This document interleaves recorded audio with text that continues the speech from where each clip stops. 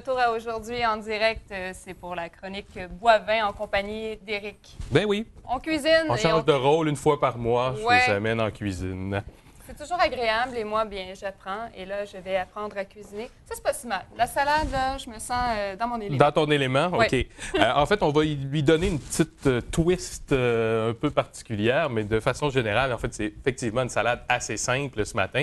On va utiliser un mélange printanier, donc histoire de se mettre dans l'esprit du printemps qui s'en vient. Alors, un mélange printanier qu'on retrouve maintenant dans toutes les épiceries, c'est l'avantage de ce mélange-là, en fait, c'est qu'il est déjà lavé, oui, déjà préparé. C'est super facile. On prend ça en poignée, on met ça dans l'assiette et c'est prêt à manger. C'est très rapide. Alors, le mélange printanier, donc, qui est prêt, on va ajouter à ça des pommes. Et ça, c'est intéressant. J'ai pris la Corkland ce matin parce qu'elle a tendance à brunir, en fait, un petit peu moins vite que la Macintosh. On pourrait mettre un peu de jus de citron dessus pour lui garder sa couleur un peu plus longtemps. Okay. Donc, ce que vous faites, en fait, pour le jus de citron, ce qui est intéressant, c'est que vous prenez un petit bol, par exemple, comme ceci, vous mettez de l'eau dedans, peut-être aux 2/3, et vous ajoutez à peu près une cuillère à soupe de jus de citron dedans. Donc, ça vous permet, et vous coupez vos pommes et vous les laissez tout simplement dedans, puis après ça, vous les sortez. Et vous allez voir, c'est très efficace, ça dure très, très, très longtemps. Ça permet de garder les pommes, la couleur des pommes très longtemps. C'est intéressant, visuellement parlant, de voir des pommes blanches. Parce que ça affecte très peu le goût, en fait, mais c'est au niveau du look, c'est plus intéressant. On va ajouter également des pacanes qu'on va faire griller un petit peu dans le poêlon avant. Petit raisin sec. Et le fromage qu'on utilise ce matin, c'est le petit Saguenéen. Parce qu'il y avait un petit goût crémeux un peu plus. Pardon, c'est un cheddar, évidemment.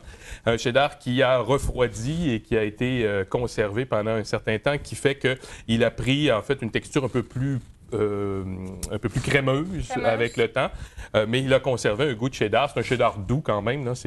On n'est pas dans les cheddars forts ou mi-forts, tout simplement. C'est un cheddar doux. C'est une question de goût. Et vous allez voir que la texture est différente d'un cheddar très frais, en fait, celui du jour, par exemple. Okay. Également, on va faire une petite vinaigrette, vinaigre balsamique, huile, pépins de raisin, sel, poivre. Et on va ajouter une petite goutte d'huile de sésame là-dedans. Donc, ça va être bon, c'est intéressant pour venir rappeler un petit peu le goût de la pacane. Alors, si tu veux bien nous approcher les ingrédients, on va d'abord prendre, non pas la vinaigrette, la partie d'en avant. On va se prendre quelques pacanes. Liquide. Le solide d'abord. Alors place-nous ça ici pour que nos gens quand même puissent voir. Guide-moi, Éric. Voilà. Alors, pendant ce temps-là, tu peux peut-être nous ouvrir le fromage. Moi, je vais tout simplement passer un petit coup de couteau sur nos pacanes, mais je ne veux pas les réduire en bouillie, là. Je veux simplement, en fait, les briser un petit peu. Voilà, c'est pas plus compliqué que ça. Je veux garder de gros morceaux. Et ce qu'on va faire, c'est qu'on se fait chauffer une poêle sur le feu. Et on va en remettre encore un petit peu. Tu ajoutes un peu d'huile? En fait, on pourrait le faire à sec, tout simplement. On pourrait les passer au four également sur une plaque sans nécessairement ajouter d'huile. Donc, si vous ne voulez pas ajouter de gras à votre salade, c'est pas nécessaire. Vous pourriez les mettre directement dans la poêle, juste les faire dorer comme ça. Ah, OK. Et c'est vraiment pas... D'ailleurs, c'est ce qu'on va faire ce matin. On les met tout simplement à la poêle. On n'a pas besoin de mettre de corps gras à l'intérieur. Donc, on veut simplement les réchauffer, les faire dorer un petit peu pour faire ressortir le goût. Est-ce que tu utilises Est-ce que tu mets le feu au maximum ou sinon... On met le feu assez haut parce qu'on veut quand même que ça aille assez vite ce matin, mais vous pourriez être plus délicat chez vous à la maison, prendre un petit peu plus votre temps. Plus de temps. Voilà. Alors, ce qu'on va faire, c'est qu'on va se déposer tout simplement notre mélange de... Plénie de salade. Voilà, tout simplement. Et on va venir l'ajouter au fond, voilà, comme ceci. Donc, vous voyez, il y a un peu toutes sortes... de pousses là-dedans et ça varie aussi ces mélanges-là avec la saison, avec ce qui est disponible. Vrai. Des fois, il y a un peu plus de quelque chose, un petit peu plus de chicorée, des fois, il n'y en a pas. Ça dépend du goût parce que des fois, les gens, justement, la chicorée, tout ça, c'est un petit peu plus amer. Donc, des fois, les gens aiment un peu moins. Mais en fait, vous prenez ce qui vous tente. Mais là, il y a feuille de chêne, par exemple, bébé épinard, il y a un peu de laitue frisée rouge, laitue frisée verte, donc un peu toutes sortes de choses. Pour tous les goûts. Voilà, exactement. Et ce qu'on va faire avec ça, c'est qu'on va tout simplement venir déposer un peu de nos raisins secs tout de suite, comme ça. Sur le dessus. Voilà. On va préparer notre pomme. Et pendant ce temps-là, tu peux nous râper du fromage. Et là, on va le râper assez gros pour vraiment, oui, c'est ça, avec le gros côté. On veut avoir du goût, des morceaux de fromage, en fait. Donc, si on prend la microplane, par exemple, le fromage va avoir tendance à se dissoudre un peu, c'est moins intéressant. Là, on veut vraiment avoir des morceaux. Je n'en prends pas une grosse quantité. Je pense que ça... Peut-être un peu plus quand même. Vas-y avec la moitié de la brique, puis on va s'arranger avec ça. On va sûrement la manger, hein? Oubliez pas vos noix, hein, parce que ça a tendance à... Vous voyez, ça va griller quand même assez rapidement. Et puis des fois, quand ça commence à dorer, bien là, on se fait avoir et puis ça brûle. Donc faites attention. Pendant ce temps-là, je vais préparer ma pomme. Alors, je ne l'épluche pas. Je garde la pelure. Moi, je trouve ça très intéressant.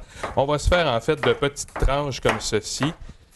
Voilà, j'en mets à moitié à côté de la planche, là. On va récupérer tout ça. On mélange beaucoup maintenant, hein, le sucré-salé. Ben moi, j'ai toujours aimé beaucoup le mélange sucré-salé. Je me souviens, quand j'étais jeune, je mangeais du chocolat avec des chips ensemble. Ben... Pas certaine. C'est beaucoup plus santé, vraiment, cette version-là. Beaucoup plus santé, mais c'était très bon. Je me faisais des sandwichs en mettant un chocolat entre 2 chips. Ben, c'est vraiment très bon, ça. Non, sérieusement, le sucré-salé, c'est pas nouveau. Sauf qu'effectivement, dans la cuisine, c'est vrai que... On le pratique, on l'intègre. Et tu vois, on commence à avoir une odeur, je ne sais pas si tu la sens, mais ça sent, on fait ressortir en fait là, le goût de ça. Ce qu'on va faire, c'est qu'on va se mettre des morceaux de pommes comme ça que je viens de couper sur notre salade. Comme j'ai dit, on a gardé la pelure. Moi, je trouve ça intéressant. Okay. Si vous n'aimez pas, ben, ne la gardez pas. Vous pourriez toujours l'éplucher. Vous pourriez faire plus sous forme de julienne, par exemple. Ça serait intéressant. Alors, ça, c'est nos pacanes. Donc, vous voyez, elles ont réchauffé, elles ont commencé à sécher. Et soyez attentifs, vous allez voir changer la couleur un petit peu, tout simplement, de la pacane. On veut juste vraiment faire ressortir et vous allez le sentir également au nez, vous allez avoir cette odeur-là. On va savoir quand c'est prêt, finalement. Exactement. Et on peut même ajouter un petit peu de sel comme ça dessus. Voilà. Et on va venir déposer ça tout à l'heure.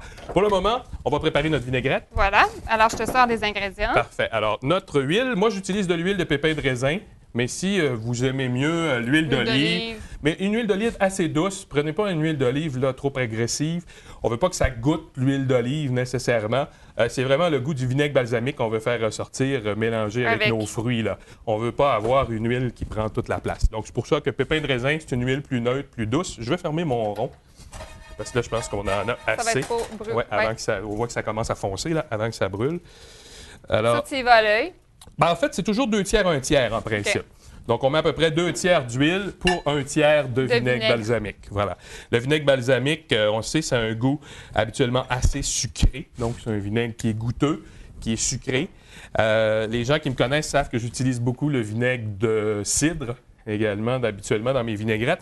Mais pour aller avec la pomme, avec les noix, c'est vraiment très intéressant d'aller avec le vinaigre balsamique. Donc, on fouette un peu notre vinaigrette comme ça. On va ajouter sel et poivre dedans. Oui. Donc, histoire de... Je seconde bien, mais pour effectuer les tâches... Ça va, ça va. C'est ce que ça prend. Ça prend un bon assistant. Voilà. On goûte. C'est bon.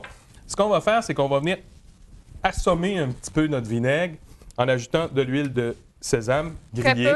Faites attention, oui, ça goûte beaucoup l'huile de sésame. Comme l'huile de noix, par exemple. Vous pourriez décider de mettre une huile de noix. Si tu sens, tu vas voir, ça sent la noix d'ailleurs. Je le sentais. Oui, on le sent très fort. Oui. Donc, ça sent l'arachide, ça sent la noix. Donc, il faut être très prudent parce que ça va prendre toute la place.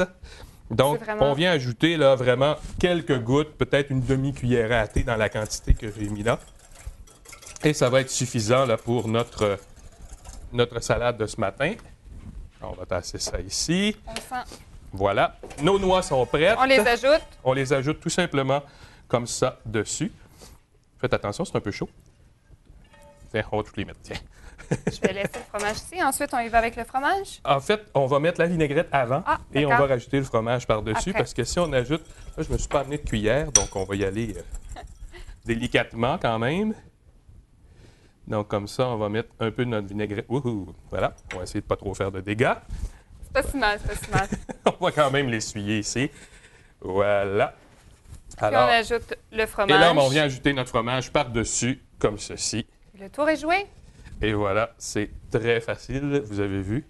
Et vraiment, le mélange, là, fromage, noix, pomme, avec le petit goût de vinaigre balsamique qui vient relever tout ça, un petit peu d'huile de sésame. Ça, vraiment, là, ça vient nous faire un super repas. C'est un bon repas. Il y a les noix, il y a le fromage, Absolument. il y a le fruit. Bon, on a tout ce qu'il nous faut. Vous avez tout ce qu'il faut pour faire un bon repas. Et en fait, je disais tout à l'heure, à part le pain et céréales, en fait, il y a de tout ce qu'il faut pour on peut prendre un morceau du guide de pain alimentaire avec ça, canadien. Un petit crouton avec ça, et voilà, vous avez passé à travers votre repas, votre salade. On pourrait ajouter une autre protéine également, par exemple des lanières de poulet là-dessus, ce serait très bon. Ça irait très, très, très bien avec. Plein de possibilités. Bien, merci beaucoup, Éric. Je veux juste qu'on parle, avant de finir, le petit Saguenéen, ça n'a rien à voir, va super bien avec la bière qu'on a goûtée tout à l'heure.